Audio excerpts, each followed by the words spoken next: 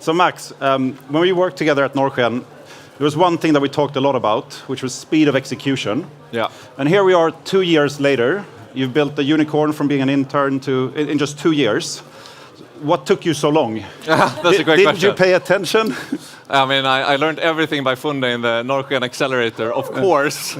But look, I think when the process of working with 10, 20 different companies, as we did in a sort of very pressurized 2 months session, basically taught me, or I think you saw, how quick can you grow in 2 months, right?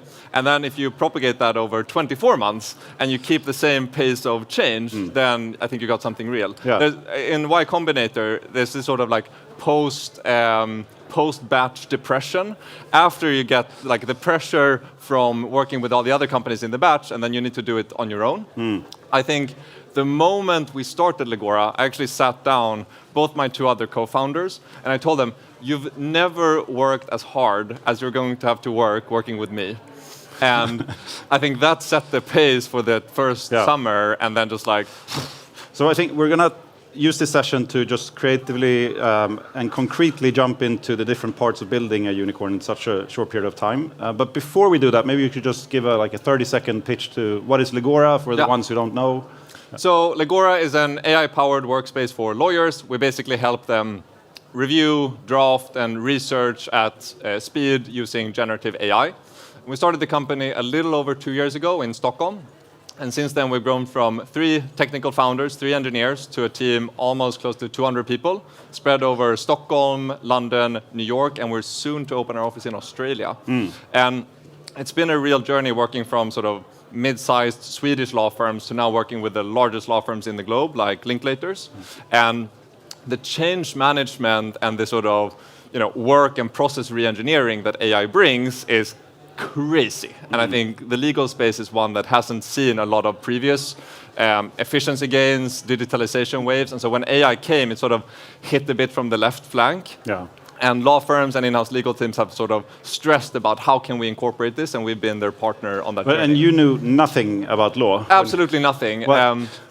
In our first Y Combinator interview, one of the partners, Tom Blomfield, who was the CEO and founder of Monzo Bank, asked us, which type of lawyer are you focusing on? And our answer back was, are there different types of lawyers? That was not a great response to that question. But I was very conscious in the beginning to both myself learn and to also be associated from a brand and company perspective as if we were working with the best lawyers. And it was actually through an introduction by you that we got introduced to Mannheimer Swartling, which was the biggest law firm in the Nordics. And then we started working with them. We got a bit of brand recognition, and then things sort of took off. And if you, just to set the stage a little bit, you're in a head-to-head competition on life or death with a company called Harvey in the US. It's like Pepsi and Coke, kind of, and it seems like they were born out of a legal context a little bit more than you were. Yeah. Why do you think that you're going to win against them in the long run? So maybe I'll just explain why or when we were started. So when we started, we had a 50,000 euro angel check. And that same month, Harvey came out of stealth with $20 million from Sequoia and OpenAI. And then 1 week later, another big company in the space called Casetext got sold for $650 million to the biggest incumbent. So we were sort of the very, very, very small fish in the little fish bowl of the Nordics versus these 2 behemoths of American companies. And I think, frankly, we were quite lucky that they were so unfocused. Harvey was started almost from this research angle that training your own LLMs and training a legal specific LLM was going to be important, which we didn't think at all. But so they basically spent their $20 million on fine-tuning models, and that was their moat. But turns out LLMs is no moat at all, which we thought already back then. Yeah. So from the beginning, and also given that we weren't lawyers, we were sort of notoriously product and engineering focused. So it was like product comes first. And we were quite lucky that they were more sales driven and spent a lot of time on research. And so when we think about ahead and why we're winning, like a clear majority of the head-to-head and A/B tests we go into, I think again it's product focus. If you put the different systems sort of shoulder to shoulder, there's very clear differences. And product moat actually compounds. So if your product is already better, then it gets better over time, right? And so And also, if you're moving 100 miles an hour and both companies are doing this, you can't afford any U-turns. Yeah. So I think that has been very important from a product perspective, that every bet we make has to be correct. Yeah, and how do you... that little that's detail. Very obvious. Yeah, that little detail. So, I've been fortunate enough to come to your bi-weekly product update meeting, and the cadence of delivery is just insane. But how do you manage to balance that, like short-term, let's get the product now into a shape where we can sell next week, versus like the 2-year strategy? And do you have time to focus on that? I think that there is no 2-year strategy. Yeah. Okay. And one of our other investors is the VP of product at OpenAI, and they have within their team like a 2-month product roadmap. That's it. Because the underlying models are changing, or were changing so rapidly that it was very hard to be sort of, very confident in your direction. But I think we had a very healthy push and pull between product and sales. So in the beginning of the company, I took on the sort of more characteristic CEO sales role, and my 2 co-founders were engineers. So I was out there and I was selling stuff that we absolutely didn't have, running back to the office and saying, hey guys, we got to build this. Yeah. And we need it in 2 weeks because then I'm onboarding this client. Yeah. And I think we bred that into the culture very, very early on. So even now we do company-wide, and we're almost 200 people, company-wide demos every other week, where everybody in engineering needs to demo what they have built. And if you haven't built something, demos are very, it's like the shame you clock from Game of Thrones. Okay. But we don't undress. You don't have to crawl on the... But before we get into like sales and all that, it sounds like a pretty harsh culture. Like, how do people have fun? Do they is it hard to maintain people? I think people self-select for this, and we're quite open about it, and we're quite upfront with it. And sometimes if I'm interviewing a consultant from McKinsey, I usually draw this curve where it's like, okay, you have tech highs where you had like the .com and the mobiles, great times to build companies, and then you have the valleys where it's probably better to work in consulting. And now we're definitely in this sort of up wave. So it's like, dude, it just makes sense. Come and work really hard. Like the work you're putting in now, you'll have exponential impact and leverage on. And for the engineers, it's the same thing. Like, you want a 9 to 5? Go to Klarna, or like go somewhere else where you can build on a small feature and you can get, do that, that's fine. But if you want to work really hard and you want to build really impactful things, and you also want to be part of a journey that probably doesn't happen that often, right? Like you had Spotify, you had these amazing companies being built. Now there's a new set of companies on top of LLMs. We're definitely one of them, and so you sort of self-select for people who want to be a part of that. And how do you incentivize them? Like, is it just fixed pay, or everyone has options? No, everybody has stock options in the company. Yeah. And if there's anybody in government, like, please fix Swedish stock options, because they are awful to work with. You haven't seen Spanish stock options. No. It can be worse. Yeah. So let's get into sales, because I think this is one of the things that, you mentioned that Harvey focused on sales quite a lot, but then they didn't have a product, and you didn't have a product either, but you built it. But curious to hear how you, like, as a founder, are involved in sales, like very concretely. Do you take meetings every day, or like any time of the night? Like, how does it work? How do you think about this? So I've done everything from onboarding an Australian firm in the middle of the night to, okay, we need to get on a flight to Mumbai to meet with the managing partner of that firm to close the deal. And now my rule is I'll work on the top 10 deals every quarter proactively, and then for every deal over $500,000, I can be involved one time. And then the person can, or the account executive can choose when I should be involved. But in the beginning, almost the first 2 million of ARR I did myself, solo, and I did all the onboardings. And I think this was quite useful for me because I learned, I got to know our customer. And this was really important because that then allowed me to scale the team. So our first set of sales reps actually all came from McKinsey or a BCG background. And I think that was important because our customers weren't just looking to be sold to. They looked for somebody who was going to take them in the hand and say, hey, look, AI is really hard, but together we're going to figure this out, and we're going to make sure that you fucking win. And if you win, we win. So you actually needed a bit of this sort of partnership, change management, strategic chat with the partners to get them involved. Yeah. And then, of course, then the product becomes clearer and it's easier to sell on the ROI and here's all the tasks that you can solve. But in the beginning, it was much more on the and super concretely. So you're selling to across the world. I mean, you can basically just translate the model to anywhere. Yeah. How do you select customers? Which CRM do you work with? Well, is this benchmark Attio? We used to work in Attio. We just went over to Salesforce because they didn't have. Yeah, so we're actually on Salesforce. They didn't have enough enterprise features that we now need at the scale that we're on. And we've been very honed in on creating like an AI-first culture for all the teams. So instead of having a general operations team, we have like go-to-market ops, marketing ops, product ops, and that person is responsible for creating like an AI-first culture in that specific team. Yeah. So that's worked quite well. And in sales, I mean, this means you shouldn't be writing your own emails. We do automatic outbound. We do automatic follow-up. Like we do everything that we should be doing. But then our business is also very much partner to partner, 7-figure deals. You got to shake a hand somewhere. Yeah. So it's a slightly different sell, and because our ACV is also quite high. And how are you organized? Do you have one sales manager for every region or per country? I'll explain our sales journey. So basically, up until we were 8 sales reps, I was the one managing all of them. At one point, I had 35 direct reports, which was a bit too much. So at that point, I got in touch with a guy named Leo, and I asked him, he's an ex-founder, and we can talk a bit about that, how we recruit, but he's an ex-founder, sold his company for 500 million to Fort Knox. And I asked him, hey, I'm looking for my next sales manager. And he says, great, I know a lot of great people. And I said, no, I want you. Right? And I've done this a lot of times with ex-founders where I say, okay, I want you to come in and run a function and like run it like a world-class company. So he came in when we were about 10 reps. We were roughly 3 million in ARR. And then, he's 10x that together with the rest of our region. So we're in EMEA.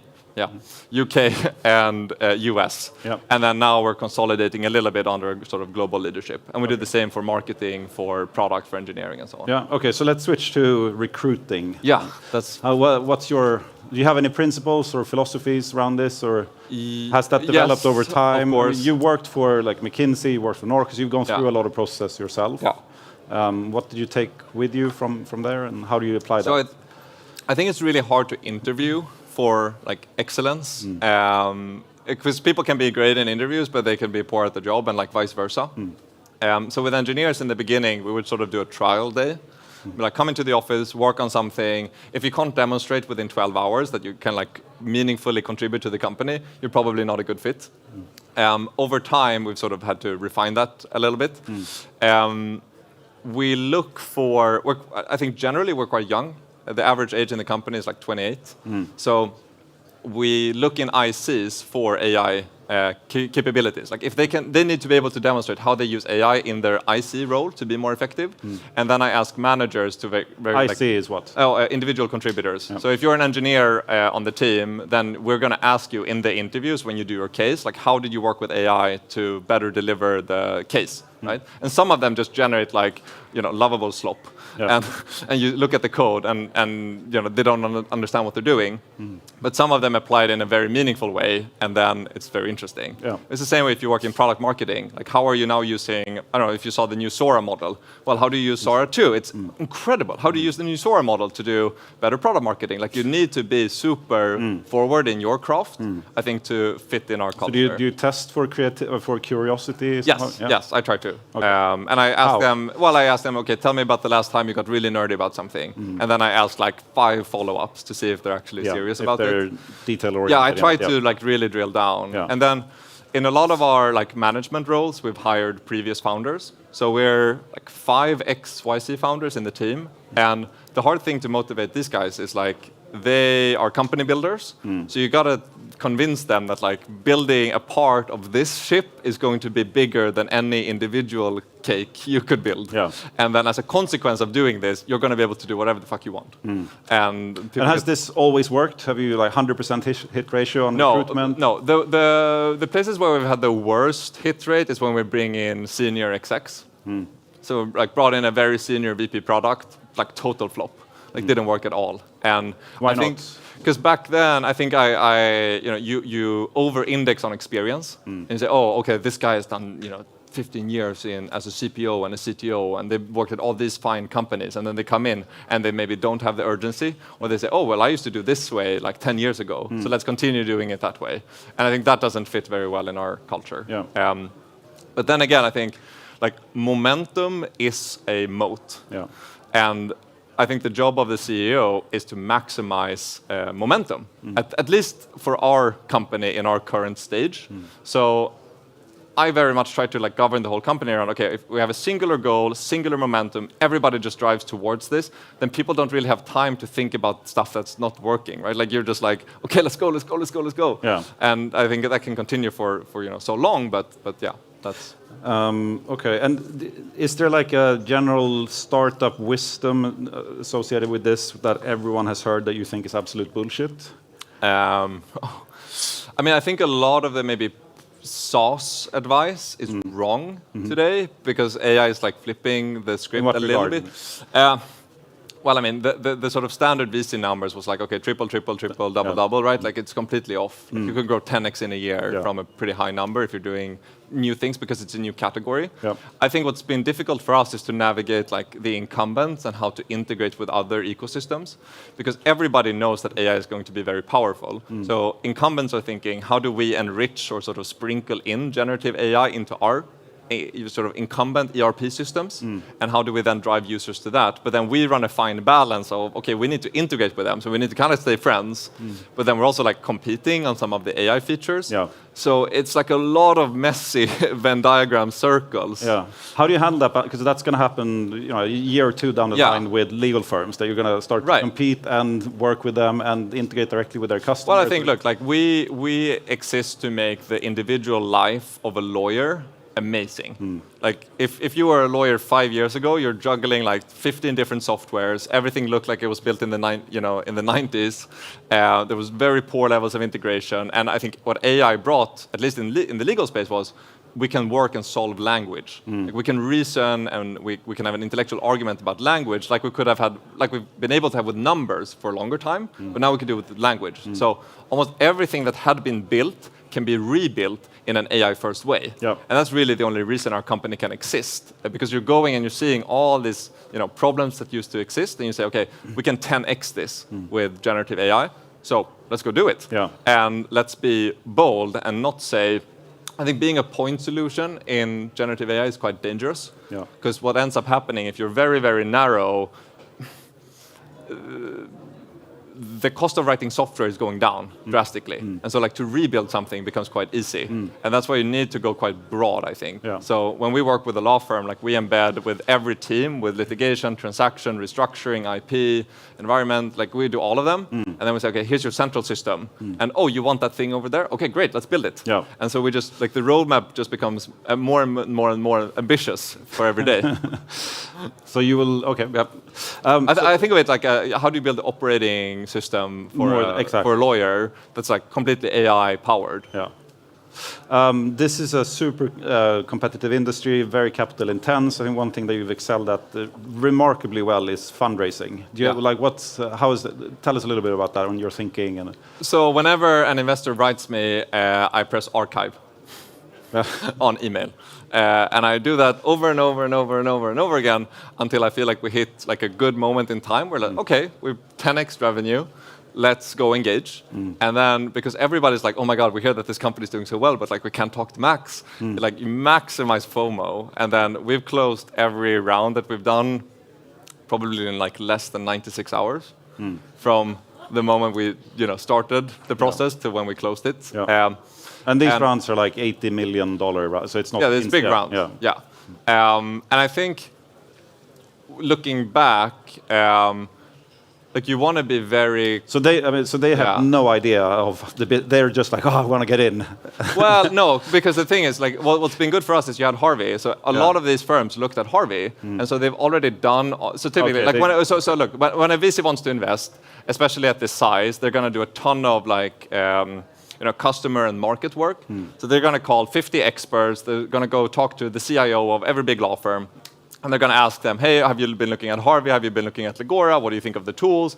And then they do a lot of interviews with the lawyers and they try to compare. And if they try to do that for one of the Harvey rounds, so they went from like A, B, C, in like a year and a half. So all these good, tier 1 funds obviously looked at those rounds, did all the customer work, and when the feedback was, nobody's really using this, or like they promised to do all these things, but they only delivered this. Yeah. It's like, oh, well, we probably don't want to do the Harvey round. Yeah. And then they go, oh, is there anybody else? And it's So basically it makes focus on just building the company. so like the YC advice is like build a great company and invest, raising money is going to be really easy. Yeah. I think that holds true. But we're out of time. So I know everything about Legora seems pretty cool, but it fades in comparison to the fact that you're also a scout for Norrsken Launcher. Yeah, that is actually my real title that I rock. So what companies excite you the most? If you disregard legal AI right now, like what do you think is, if you didn't build Legora right now, what would you personally, I would love to work with like robots and physical AI. I just feel like that's like a very intellectual and cool problem. And that's also because I sucked at chemistry, and like so like that's not my competitive. I don't have a competitive edge in legal. I think I have a competitive edge in like B2B SaaS. But yeah, if I wasn't doing this, I'd love to be doing something like that. Okay, cool. Thank you everyone for listening, and thank you, Max. Thank you so much.